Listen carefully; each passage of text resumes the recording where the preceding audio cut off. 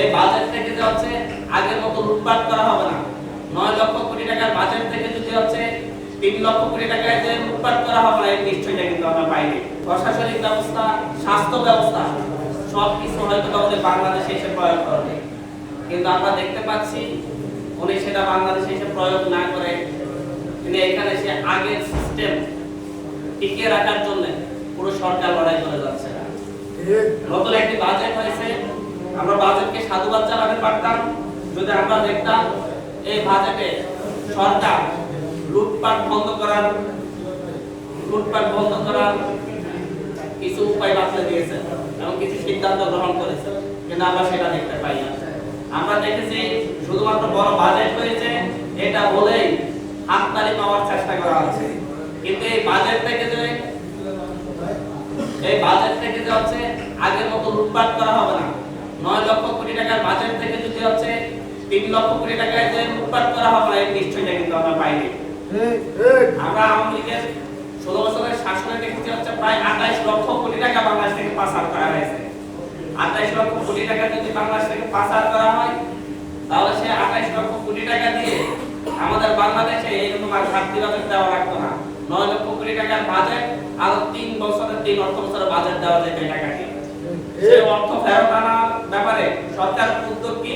আগামী 1 বছরে সরকার যে ঘাটতি বাজেট দেখিয়েছে যে 3 লক্ষ কোটি টাকা প্রায় ঘাটতি রয়েছে বাজেটে, সরকার যদি সেটা বিদেশ থেকে ঋণ নিবে কিংবা হচ্ছে বাংলাদেশের ব্যাংক সমূহ থেকে ঋণ নিবে যদি না বলে সরকার যদি বলতো যে হচ্ছে আমরা এই 3 লক্ষ কোটি টাকা দেশ থেকে পাচার হওয়া সে 28 লক্ষ কোটি টাকা থেকে 3 লক্ষ কোটি টাকা এই অর্থ বছরে ফেরত আনবো এবং আমরা এই ঘাটতি বাজেট পূর্ণ করব, তাহলে আমরা হাততালি দিতে পারতাম।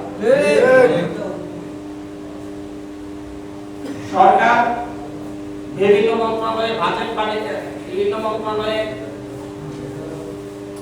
বাজেট বাড়িয়েছে, শিক্ষা খাতে, স্বাস্থ্য খাতে আমরা সাধুবাদ জানাই, কিন্তু শিক্ষা খাত এবং স্বাস্থ্য খাতের কথা যদি আমি বলি, স্বাস্থ্য খাতে বাজেট বাড়িয়ে যদি শুধু নতুন ভবন করা হয় আমরা অবশ্যই কষ্ট পাবো। কারণ আমাদের জেলা সদর হসপিটালগুলোতে এক্স-রে মেশিন নেই, ভালো ডাক্তার নেই, ভালো নার্স নেই। যদি ডাক্তার থাকার কথা 30 জন, সেখানে ডাক্তার আছে 4 জন।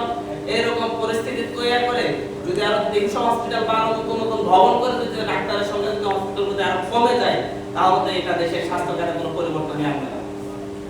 আমরা সরকারের কাছে আশাবাদী হতাম সরকার নতুন আগামী অর্থ বছরে বা আগামী 5 বছরে সরকার কতজন নতুন যোগ্যতা সম্পন্ন দক্ষ ডাক্তারের বাংলাদেশকে উপহার দিবেন সেই নিশ্চয়তা যদি দিতেন, সেই ব্যাপারে যদি আমাদেরকে কোনো রূপরেখা দিতেন, তাহলে আমরা সরকারকে হাতে তালি দিতাম। তাও হয়তো আমাদের 50,000 বিশিষ্ট হসপিটাল কিংবা 100,000 বিশিষ্ট হসপিটাল যেগুলো আছে এগুলাতে যদি মানসম্মত ডাক্তাররা যদি হচ্ছে এগুলাতে যদি চিকিৎসা দিতে পারতেন এবং যদি যন্ত্রপাতি ঠিক করে থাকতো, তাহলে দেশের মানুষ আরো উপকার হতো নতুন ভবন কিংবা